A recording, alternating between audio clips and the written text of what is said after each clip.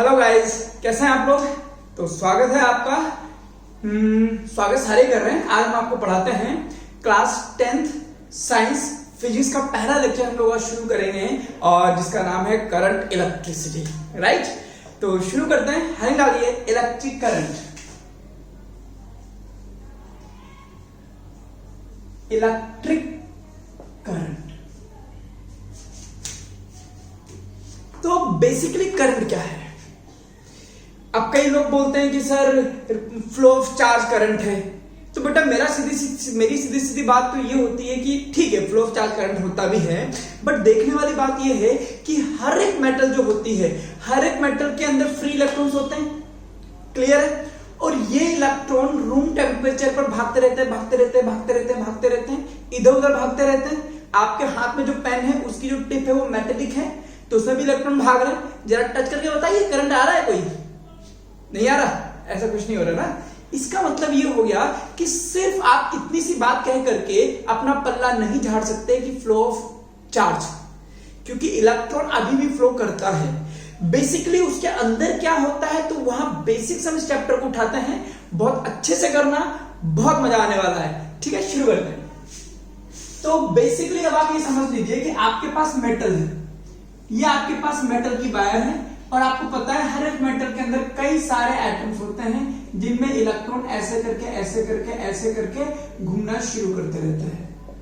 ये आयंस तो किसी ना किसी बॉन्ड से बंधे होते हैं, बट ये आउटर मोस्ट शेल के जो इलेक्ट्रॉन होते हैं ये ऑलमोस्ट फ्री होते हैं, तो ये इसमें घूमना शुरू करते रहते हैं। यानी अगर ये इलेक्ट्रॉन है तो ये चारों ओर घूमता है, ये इलेक्ट्रॉन इसके चारों ओर घूमता है, ये इलेक्ट्रॉन इसके चारों ओर घूमता है, तो हर एक इलेक्ट्रॉन इसके चारों ओर घूमना शुरू कर देता है।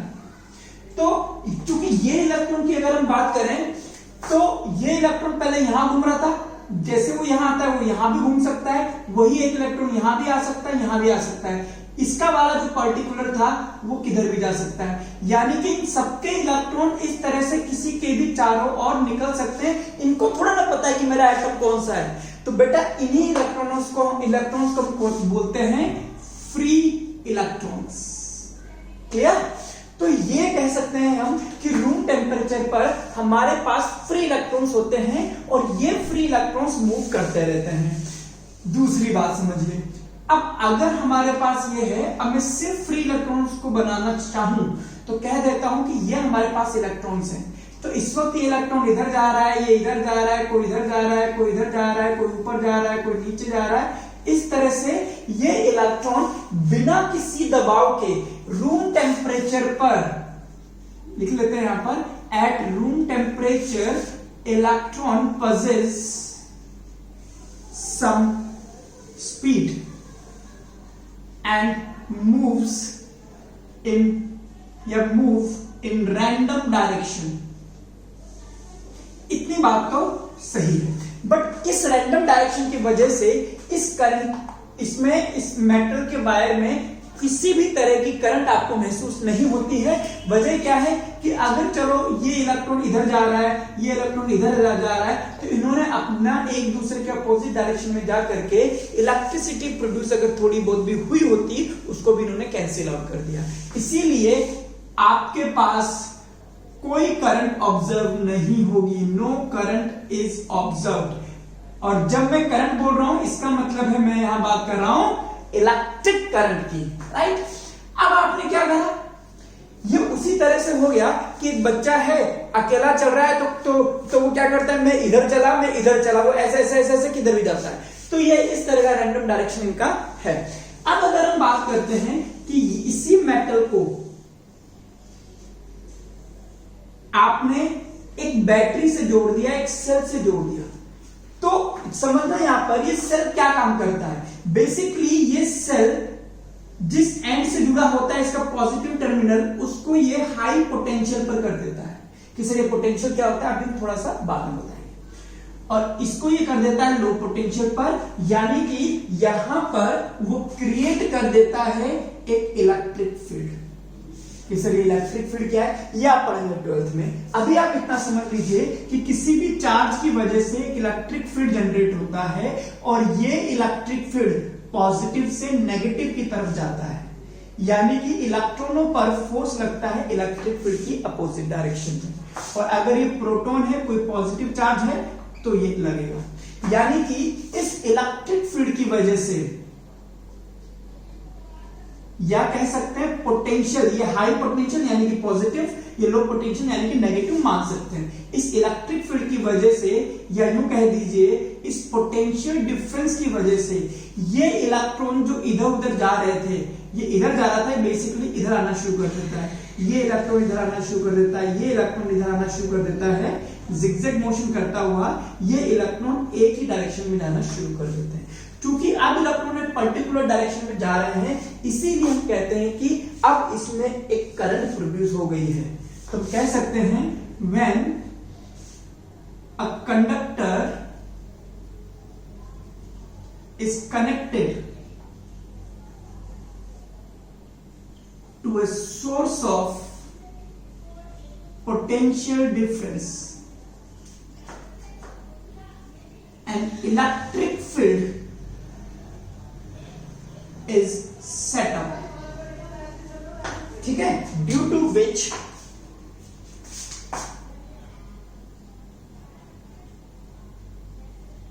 electrons are drifted to the positive या to the high potential, और आप कह सकते हैं और in a particular direction।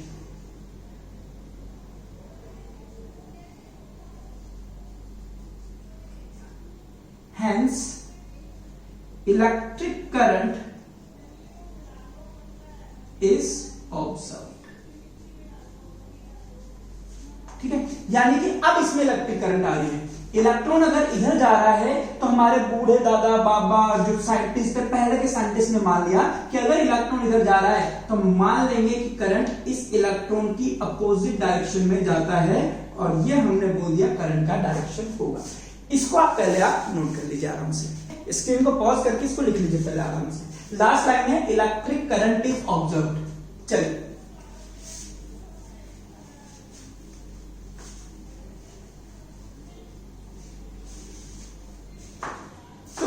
ये तो समझ में आ गया कि क्या वजह है कि एक मेटल का वायर सिंपली पड़ा हुआ है तो उसमें इलेक्ट्रॉन के मोशन के बावजूद करंट नहीं आती। लेकिन जैसे आप उसको बैटरी से, सेल से, कोई भी ऐसा सोर्स जो पोटेंशियल के डिफरेंस क्रिएट कर सके, उससे अगर आप उस वायर को अटैच कर देते हो तो इलेक्ट्रॉनों पर एक फोर्स लगता है जिसकी वजह से वो एक डायरेक्शन में जाना शुरू करते हैं, और हम कहते हैं कि हमें इलेक्ट्रिक करंट मिलने लगा है। ठीक है, चलो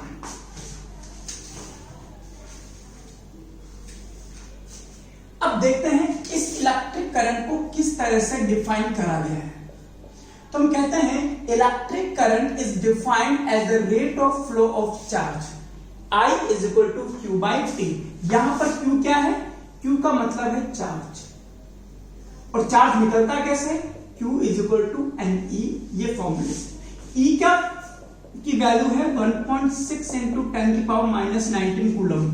ये क्या है? Charge on electron. तो बेटा करंट में इलेक्ट्रॉन ही जाता है, अगर 10 इलेक्ट्रॉन जा रहे हैं तो 10, तो ये हम बात कर रहे हैं एन क्या होता है? Number of electron.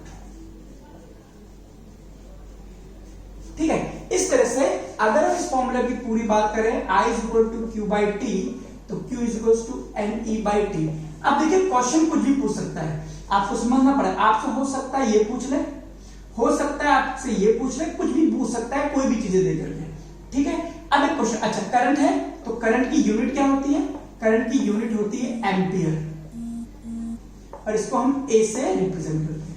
और ये चार्ज की यूनिट क्या है? इसकी यूनिट होती है एसआई यूनिट, जिसको हम बोलते हैं कूलम। ठीक है, और इसकी एसआई यूनिट है एम्पियर। ठीक है, चलिए अब एक क्वेश्चन लिखिए आप। If 1 ampere current is flowing for 3 seconds, if 1 ampere current is flowing 3 seconds, calculate number of electrons number of electrons flowing in the conductor in 3 seconds. ठीक है, एक बार ट्राई कीजिए, स्क्रीन को पॉज करके ट्राई कीजिए. चलिए आइए अब इस क्वेश्चन को अगर हम समझें तो हमें यह पता है कि उसने कुछ बातें हमसे बोली है कि 1 एम्पियर की करंट 3 सेकंड तक फ्लो करती है. तो बताइए कितने इलेक्ट्रॉन फ्लो हुए. अब मैंने क्या करा, पहले मेरे से बोलता है कि करंट दे दिया, ये दे दिया, ये दे दिया, तो मुझे फॉर्मूला याद आया कि I = Q/T. Q का वैल्यू है NE/T. मुझे बोला I दे दिया कि यस, चलो. N नंबर ऑफ इलेक्ट्रॉन, ये मुझसे पूछा है. E की वैल्यू मुझे पता है 1.6 10⁻⁻19 और टाइम दे दिया मुझे 3 सेकंड का. ठीक है, अब इसको आप सॉल्व कर लीजिए. तो N क्या हो गया, 3/1.6 × 10⁻19. और अब आप इसको सॉल्व कर लीजिए.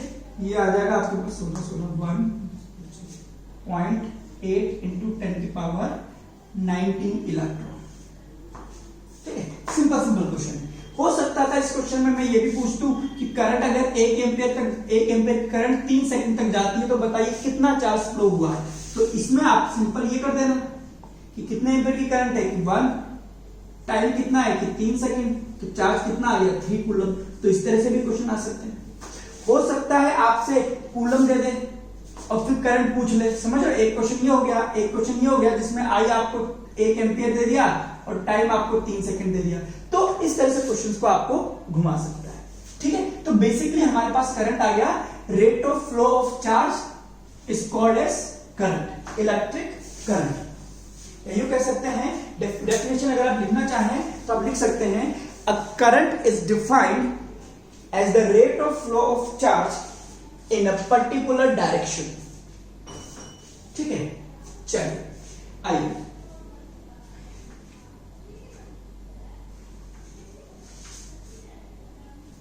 और यहां से कभी कभी आपके पास एक डेफिनेशन और आती है कि डिफाइन 1 एम्पियर.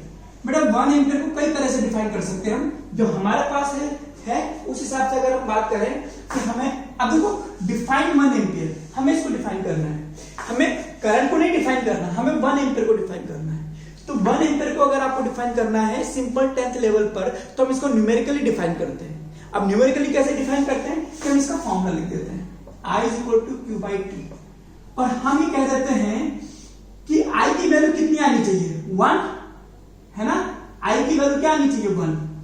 और अगर टाइम भी मेरे पास 1 है, सोचो अगर इस फॉर्मूले के हिसाब से इफ Q = 1 है और T = 1 रख दूं तो क्या मेरे पास I 1 नहीं आ जाएगा.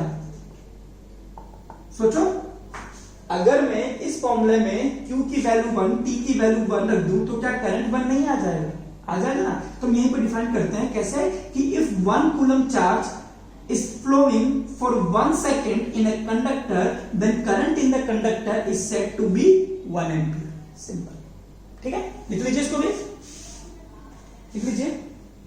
If 1 coulomb of charge flows through any cross section of a conductor in 1 second, then electric current is said to be 1 ampere. चलिए आइए चैप्टर को हम आगे बढ़ाते हैं. अब जो हमें पढ़ना है, ठीक है, अब जो आगे बढ़ाते हैं, ठीक है. अब कुछ चीजें और समझ लीजिए. आपको 10th में ही इसलिए चीजें पढ़ा रहा हूं. आपको यह समझ में आता है कि मिली का क्या मतलब होता है. बेटा मिली का मतलब होता है 10⁻⁻3. सेंटी का मतलब समझते हैं आप, इमोशनल. नहीं, वो नहीं कह रहा मैं. सेंटी का मतलब 10⁻2 होता है, -2. सेंटी का मतलब वो नहीं बोल रहा हूं मैं. सेंटी का मतलब होता है 10⁻2. किलो का मतलब समझते हैं आप, 10⁻3. माइक्रो का मतलब समझते हैं आप, 10⁻6. ठीक है. नैनो का मतलब समझते हैं आप, 10⁻9. कि क्या करना है सर इनका, मैं बताता हूं. माइक्रो का सिंबल होता है यूं करके. मैं कहता हूं करंट 1 मिली एम्पियर है, तो 1 तो 1 लिख दीजिए, मिली की जगह लिख दीजिए 10⁻3 एम्पियर. ठीक है। मैं बोलता हूं कि करंट 1 किलो एम्पियर है, तो किलो की जगह लिख देंगे 10³ एम्पियर, ठीक है। मैं कहता हूं 1 सेंटीमीटर है, तो 1 तो 1 लिख दीजिए, सेंटी की जगह 10⁻² और मीटर की जगह मीटर, ठीक है। इस तरह से मैं कहता हूं कि करंट 1 माइक्रो एम्पियर है, तो कितना एम्पियर है, माइक्रो की जगह लिख देंगे, 1 की जगह 1, माइक्रो की जगह 10⁻6 एम्पियर। तो ये चीजें भी आपको आनी चाहिए, ठीक है। एक तो ये बात,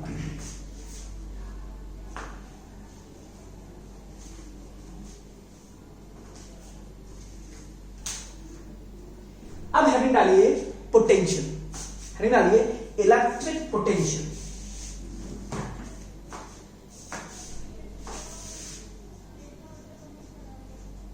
इलेक्ट्रिक पोटेंशियल, इसको हम V से बताते हैं। बेटा इसका रियल जो फील है वो आपको बड़ी क्लास में आएगा, यहां पर हम डेफिनेशन पे वर्क करते हैं, ठीक है। आइए अब इसको ध्यान से समझते हैं। सपोज करो किसी जगह पर कोई इलेक्ट्रिक फील्ड है, कोई P पॉइंट है, यहां पर आप इंफिनिटी से 1 कूलम चार्ज को यहां पर लाते हैं। आपको पता है इलेक्ट्रिक फील्ड इसको उधर की तरफ धक्का मारेगा, इसीलिए आपको वर्क करना पड़ेगा। आप इस चार्ज को वर्क करके यहां तक लेकर के आ गए, तो कहते हैं इस पॉइंट का पोटेंशियल जो है वो वर्क डन ही है। अगर हम Q की वैल्यू 1 रख देते हैं तो कहते हैं कि अगर 1 कूलम चार्ज को आप लेकर के आ रहे हो, तो एक्चुअली पोटेंशियल आपका किसके बराबर है, वर्क डन के। यानी कि अगर आप इस 1 कूलम चार्ज को इस इलेक्ट्रिक फील्ड के अगेंस्ट ला रहे हैं और आपने 3 जूल का वर्क करा है, तो आपके P पॉइंट का पोटेंशियल भी क्या कहलाएगा, 3 वोल्ट। पोटेंशियल की यूनिट क्या होती है, वोल्ट। तो सिंपल डेफिनेशन अब आप समझ लीजिए कि work done in bringing 1 coulomb charge from infinity to a point against electric field, और यहां लिख लेना विदाउट एक्सीलरेशन। ये चार्ज आपको बिना एक्सीलरेट करे लाना है, यानी कि बिना इसकी स्पीड को चेंज करे लाना है। तो जो वर्क होगा वो वर्क उस पॉइंट का पोटेंशियल कहलाएगा। तो पोटेंशियल का फॉर्मूला ये है, ठीक है। अगर मैं कहता हूं कि 1 कूलम चार्ज को यहां से यहां तक लाने में 10 जूल वर्क हुआ, तो बताओ पोटेंशियल कितना है, कि 10 वोल्ट। कि 3 जूल हुआ तो 3 वोल्ट, ठीक है।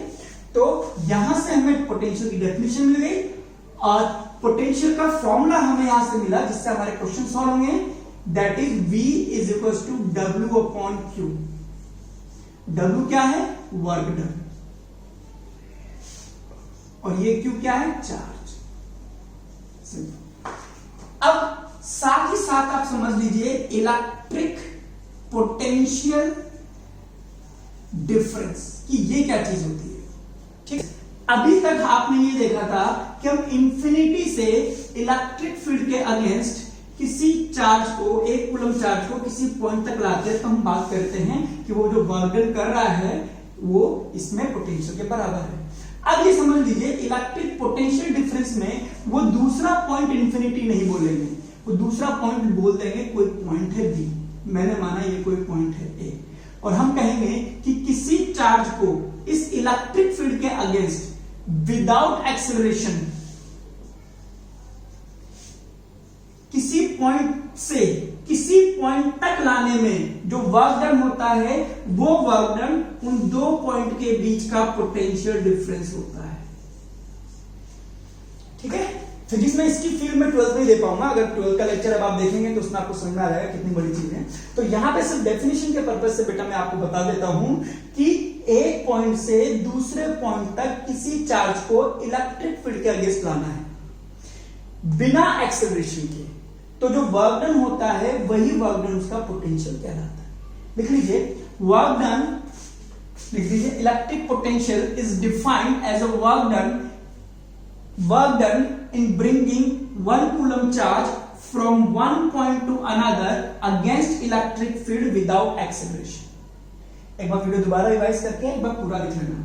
Work done is defined in bringing 1 coulomb charge from one point to another against electric field without acceleration। ठीक है, चलिए तो हमारे पास ये आ गया। इलेक्ट्रिक पोटेंशियल डिफरेंस की यूनिट भी क्या होगी, वोल्ट। ठीक है, तो बेटा हमारे पास बेसिकली ये डेफिनेशन आ जाएगा तो बता देना, लिख देना। बाकी हमारे पास ये फॉर्मूले आ रहे हैं कि पोटेंशियल डिफरेंस W/Q के बराबर होता है। ठीक है, पोटेंशियल की बात तब करते हैं जब हम किसी चार्ज को इंफिनिटी से लाते हैं, पोटेंशियल डिफरेंस की बात करते हैं जब हम एक पॉइंट से दूसरे पॉइंट तक ले जाते हैं। ठीक है, अब क्वेश्चन करके देखिए। अब आप क्वेश्चन लिखिए, इफ पोटेंशियल डिफरेंस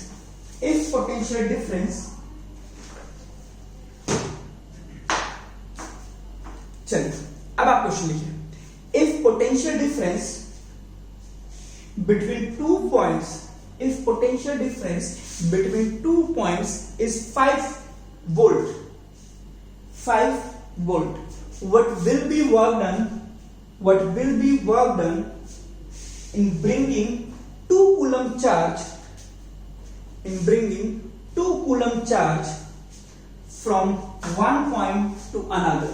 तो सिंपल है, मुझसे क्या पूछा है, हमसे बोलता है कि पोटेंशियल डिफरेंस 2 पॉइंट के बीच का कितना है, 5 वोल्ट, तो इसकी वैल्यू आ गई 5। मुझसे पूछा है वर्क डन बताओ, चार्ज कितना दे रखा है मुझे, 2 कूलम, तो सिंपल W = 10 जूल। ठीक है, अगर थोड़ा सा आपको दिमाग से मैं सोचाऊं, वो बोलता है पोटेंशियल डिफरेंस कितना है, 5 वोल्ट। क्लियर, पोटेंशियल डिफरेंस क्या होता है, एक कूलम चार्ज को लाने में जो वर्क होता है, एक कूलम चार्ज को लाने में जो वर्क है वो है हमारे पास पोटेंशियल डिफरेंस। उसने बोला 5 जूल। क्लियर, एक कूलम चार्ज को लाने में, वो कह रहा है 2 कूलम को लाओ, तो 2 कूलम को लाओगे तो कितना वर्क हो जाएगा, 10 जूल।